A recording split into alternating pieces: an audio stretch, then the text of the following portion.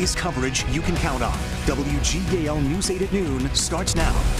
Good afternoon. I'm Susan Shapiro. It is hot and humid, and the News 8 storm team has made today an impact day. Here's meteorologist Mary Ellen Pan with more on the forecast. Thanks a lot, Susan. Good afternoon, everyone. The National Weather Service did issue a heat advisory that went into effect at 11 a.m. this morning and will continue until 8 p.m. today. It is also in effect again tomorrow, and that is because feels like temperatures could reach the triple digits. Right now, actual air temperatures are sitting at 90 degrees in Ephrata and Lancaster, 89 in Elizabethtown, Harrisburg.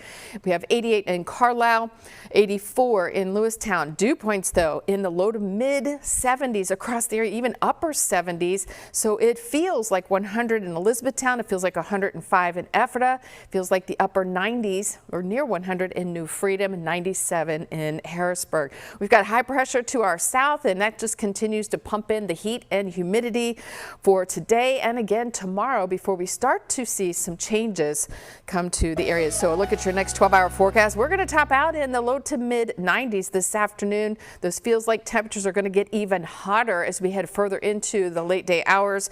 We've got impacts until about 8 o'clock. It's still going to be toasty warm. Look at that temperature at 9 p.m.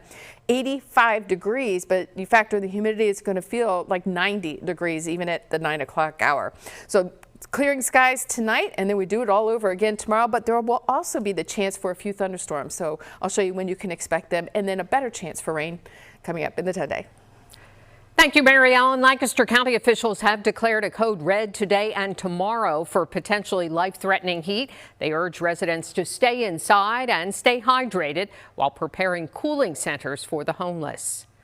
And Lancaster is opening those cooling centers for those without access to cooling or shelter. Some of those cooling centers are listed on your screen. Multiple water stations are also open throughout Lancaster County, and some of those are listed here on the screen. The Railroad Museum of Pennsylvania, which was founded 50 years ago, is expanding. News 8's Bailey Martin joins us live from the museum in Strasburg.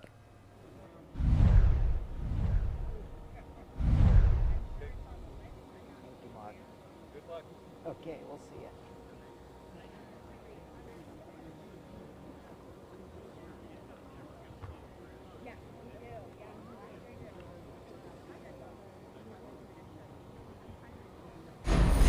All right, obviously Bailey can't hear us. We hope to get back to her when she can. Many people, seniors, rely on meals being delivered each day. One senior center in York County is struggling to find volunteers to make those deliveries. News 8's Gabrielle Thomas has more on how the shortage is impacting the center. 3 days a week, volunteers here at Northeastern Senior Center in York County deliver these meals to seniors in need right here in the community. But lately, it's been a challenge for them to find delivery drivers, and they need your help. Now, I have Holly joining me. She's with Northeastern Senior Center. Holly, what's the need right now, and why is this so important? Well, we deliver 3 meals 3 days a week, and because of that, we need drivers for every single one of those days, and we have 4 routes each day. And right now, when you look at a full month's schedule, we have 10 slots that we need to fill. So we need 10 volunteers, or we need 2 volunteers to take up all of those slots. It just depends on what your schedule is, and we'll take 1 day or we'll take 10 days. And what are the requirements to be a delivery driver? You just have to have a valid driver's license, you have to have a vehicle, and you have to have insurance on your vehicle, and then pass our background check and fill out our application. Holly, thank you. Well, if you are interested in being a delivery driver here at Northeastern Senior Center, we have the information on our website, WGAL.com. Reporting here in Conewago Township, York County, I'm Gabrielle Thomas, WGAL News 8. A long-standing federal job training and placement program has not yet been funded. Goodwill, Easter Seals, and other nonprofits say that it will result in thousands of low-income seniors who could become unemployed. The Labor Department has not released more than $300 million in funds for organizations that take part in the Senior Community Service Employment Program. Several participating nonprofits say they have already furloughed seniors and other employees. A Labor Department spokeswoman says the agency will soon provide an update on the remaining $307 million in 2025 funding. New at noon, New York City Mayor Eric Adams says that a gunman who killed 4 people at a Manhattan office building was trying to target the headquarters of the National Football League, but took the wrong elevator. Adams said this morning a rambling note found on his body suggested he had a grievance against the NFL. Ida Siegel has more on the deadly shootings. A flood of law enforcement descended on Park Avenue in the middle of the evening rush hour. Shots had been fired inside the lobby of 345 Park Avenue. Surveillance video would later show a man with a rifle, dressed in professional attire, casually walking on the plaza leading to the lobby. Once he made it inside, police say he opened fire. Police now telling us the gunman, identified as Shane Devin Tamora, shot 5 people, killing 4 of them, including a police officer who was rushed into emergency surgery but could not be saved. Police say the gunman ultimately turned his weapon on himself and took his own life on the 33rd floor of the building. I mean, it's horrifying. Dan Buring's fiance called him from the 32nd floor. She works for Blackstone and told him that she and others had barricaded themselves inside a conference room with a refrigerator blocking the door. She just knew that there was an active shooter. A colleague called up from the lobby who was there when it happened, and so everybody sheltered in place as quickly as they could. New at noon, the U.S. Department of Transportation has officially cleared the planned partnership between JetBlue and United Airlines. The airlines announced their partnership in May called Blue Sky. The partnership will allow travelers to book flights on both carriers' websites while still earning frequent flyer points. JetBlue and United say that Blue Sky will take flight this fall. Union Pacific is offering $20 billion in cash and 1 share of its stock to buy Norfolk Southern. The merger would create the first transcontinental railroad in the United States, streamlining deliveries of all kinds of raw materials and goods.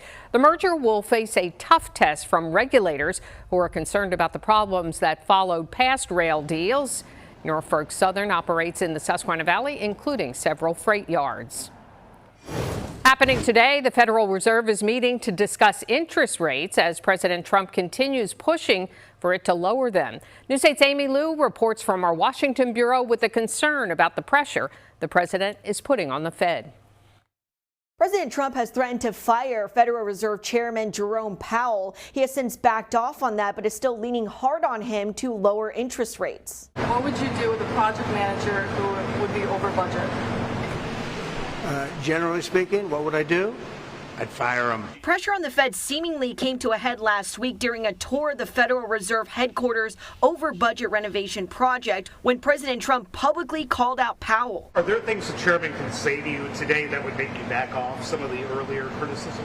Well, I'd love him to lower interest rates. The president still set on lowering rates to make it cheaper to borrow money short term for things like car loans and credit cards. Now we're getting into very dangerous territory of where we're cutting monetary policy so quickly that could lead to disastrous effects in the economy. But economists warn the president's proposal of cutting interest rates too fast could fuel a spike in inflation, and the political pressure could make it difficult for financial markets to predict or even understand the Fed's policies. Presidential overreach into monetary policy always ends one way. No improvement to the real lives of Americans and much higher inflation. Chairman Powell has been cautious about bowing to the president's pressure campaign, saying that he wants to see the effects of the tariffs on the economy before making a decision on interest rates. In Washington, I'm Amy Liu. We're going back to the Railroad Museum of Pennsylvania, which was founded 50 years ago and is expanding. News 8's Bailey Martin joins us live from the museum in Strasburg, and hopefully she can hear us now. Bailey. Hey, Susan, now I got you. Yeah, we are here at the Railroad Museum of Pennsylvania, where it's an exciting day. They just broke ground on a 16,000 square foot roundhouse that's going to go right behind us. I'm here with the director of the museum, Patrick Morrison. This is an exciting day, and we've been talking about this for, what, over 20 years now? How does it feel to finally be here? It's wonderful. It's wonderful to see the progress. They're working very hard to get this off the ground and started, and it's just wonderful to see. This is a historic day for us here at the Railroad Museum of Pennsylvania. And from my understanding, I know we had talked about this before, but this turntable is from 1928, am I correct in saying that? And it's being built around this to function, right? Yeah, this originally did, it was located originally in Cressona, Pennsylvania, and it did have a roundhouse, a partial roundhouse that accompanied it. So for us to have a building to exhibit our steam locomotives along with this historic turntable, I think is a pretty important combination.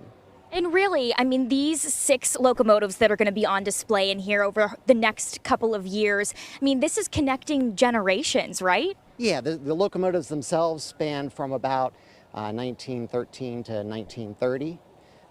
These 6 steam locomotives, certainly have people who operated them as firemen and engineers, but also in the shops, in the roundhouse, or in maintenance facilities, people working on them constantly to keep them running and functioning at their top capacity. So this is just a wonderful opportunity to be able to display them under roof, out of the rain, out of the elements, so that all of our visitors can come see them and appreciate them. Yeah, thank you very much. And hopefully we're going to be able to see this project completed by the end of 2026 or hopefully early 2027. Live in Strasburg, Bailey Martin, WGAL News 8.